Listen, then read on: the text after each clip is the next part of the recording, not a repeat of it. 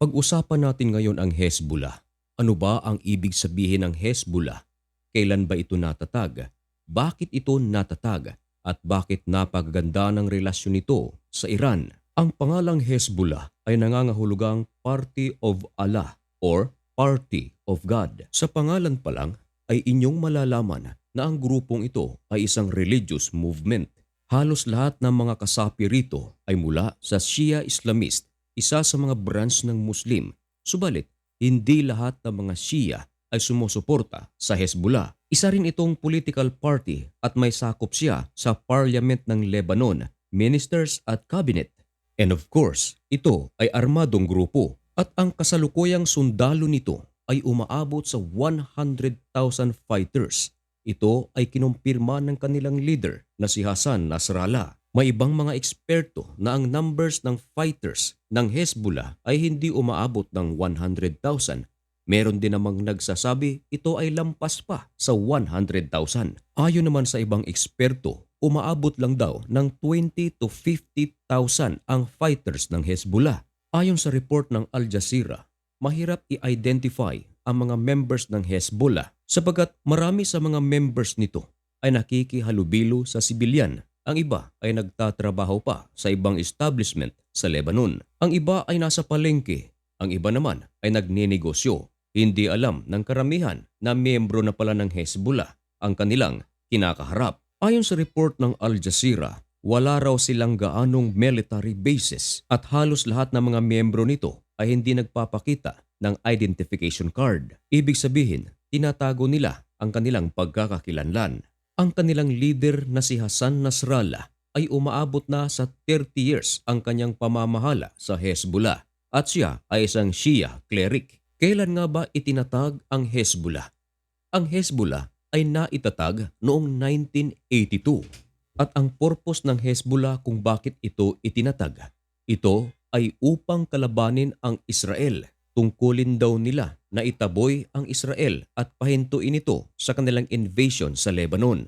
At paano naman ito naging malapit sa Iran? Gayong ang mga militant group na ito ay nagmula sa Lebanon. Ang Hezbollah kasi ay inadapt bilang modelo ni Ayatollah Khomeini at nang maitatag na ang pangalang Hezbollah, ito ang chosen one ni Ayatollah Khomeini. Si Ayatollah Khomeini ay isang former Iranian Islamic revolutionary leader. Siya rin ay isang politician at isang religious leader. Siya ang pinakaunang religious leader na naging supreme leader ng Iran noong 1979 hanggang sa mamatay ito noong 1989. Siya rin ang founder ng Islamic Republic of Iran at siya rin ang main leader ng Iranian Revolutionary. Kaya malapit na malapit ang Hezbollah sa Iran sapagat ang supreme leader nito, siya ang nagpili sa Hezbollah at hanggang ngayon ay malapit ang Hezbollah sa bansang Iran. Tumatanggap din ito ng tulong pinansyal mula sa leader ng Iran. At dahil sa napakaraming suporta na natatanggap nito mula sa bansang Iran, ang Hezbollah ngayon ay pinaniniwalaan na mas malakas pa kaysa sa military forces mismo ng Lebanon. Mas malakas din ang Hezbollah kung ikukumpara sa isang militanteng grupo sa Gaza na Hamas. Ang leader ng Hezbollah na si Hassan Nasrallah ay bihira lamang nakikita ng tao na nag-iingat ito para sa kanyang seguridad dahil ang Hezbollah ay itinuring na rin ng United States of America bilang terorista. Isa ito sa dahilan kung bakit bihira lamang makita ang kanilang leader. Tanging mga picture lamang ni Nasrallah ang nakikita sa mga kalye ng Lebanon, lalong-lalo na sa mga lugar na kung saan may mga supporter itong si Nasrallah. Karamihang makikita ang mga pictures ni Nasrallah sa capital nito na Beirut at maging sa southern part of Lebanon. Pero sa pagkatao mismo ni Nasrallah ay bihira lang siyang masilayan. Ayon sa report ng Al Jazeera na ang Hezbollah ay kasapi na ng military ng Iran o yung tinatawag natin na IRGC. Meron naman silang mga Lebanese ID, subalit ang kanilang loyalty ay nasa Iran at katunayan, isa sa kanilang trabaho ay magserbisyo sa IRGC at lalong-lalo na sa interest nito. At nagsiserve din ito sa Quds Force ng IRGC. Mahalaga sa Iran ang serbisyo ng Quds sapagkat ang Quds Force, ang operation nito ay nakafocus sa foreign operations at dito ay nagseserbisyo ang Hezbollah. At maliban sa purpose ng Hezbollah na kalabanin ang Israel, merong pinaniniwala ang tatlong factors kung bakit lumitaw ang Hezbollah. Isa rito ay ang Shia factor. Ang Lebanon kasi, kung pag-uusapan ay relihiyon, ito ay hati. Sa Lebanon ay merong tinatawag na Sunni Muslims, meron ding Shia Muslims at meron ding Christians. At sa political system ng Lebanon, lahat ng mga factors na ito ay merong posisyon sa gobyerno. Ang Sunni Muslim ay merong tungkulin sa pagka-prime minister, samantalang ang Shia Muslims ay speaker of the parliament, samantalang ang president nito ay Christian. Ang tatlong factors na ito ay nagsishare ng powers. Ang tatlong ito ay maituturing na division ng Lebanon. At ang bawat isa rito ay merong deal na hindi magkasundo.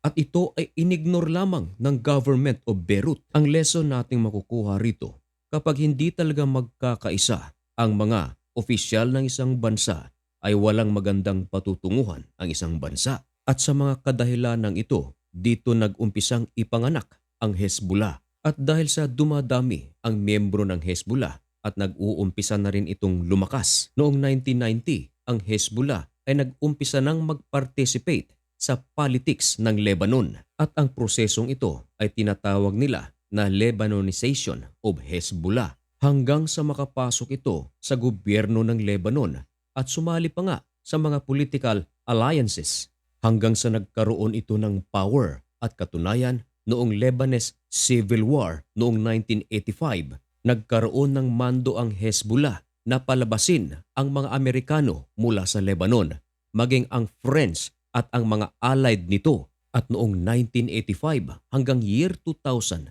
ang Hezbollah ay merong conflict laban sa mga sundalo ng Lebanon sa South.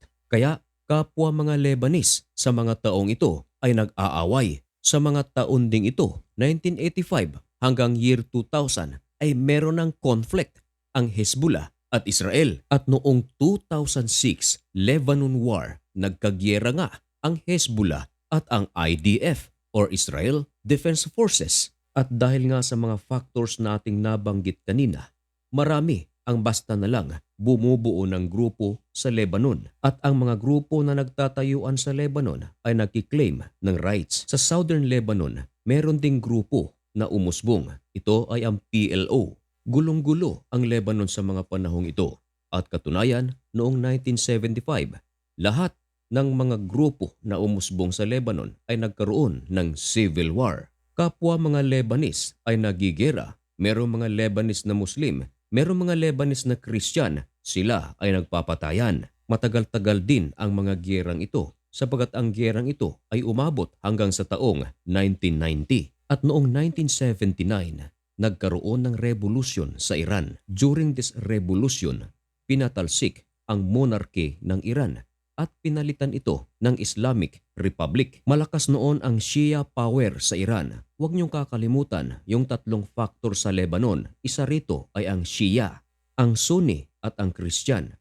Ngunit sa panahon ng revolusyon sa Iran, malakas noon ang Shia. Kaya napatalsik ang monarchy sa Iran at pinalitan ito ng Islamic Republic. Umuugong noon ang pangalan ni Ruhollah Khomeini. Siya ay isang Shia cleric at nailuklok nga rito bilang leader ng Iran si Ruhollah Khomeini. Dito na nagsimula na ikinalat ni Khomeini ang kanyang ideology at nakaabot sa Lebanon. At noong 1982, ayon sa history, ang Israel ay merong invasion sa Lebanon. Dito na nabuo ang Hezbollah dahil kanilang kakalabanin ang Israel. Hanggang sa nagkaroon ng magandang ugnayan ang Hezbollah at ang Iran. Nagsama-sama ang tatlong factor upang labanan ang Israel. Dito talaga nagmula ang pangalang Hezbollah dahil sa tatlong factors na ito. Ano-ano ito?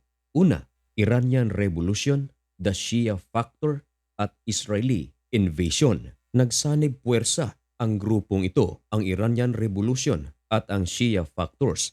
Nagkaroon ng training hanggang sa inadapt nila ang pangalang Hezbollah. Ito ay upang labanan ang Israel.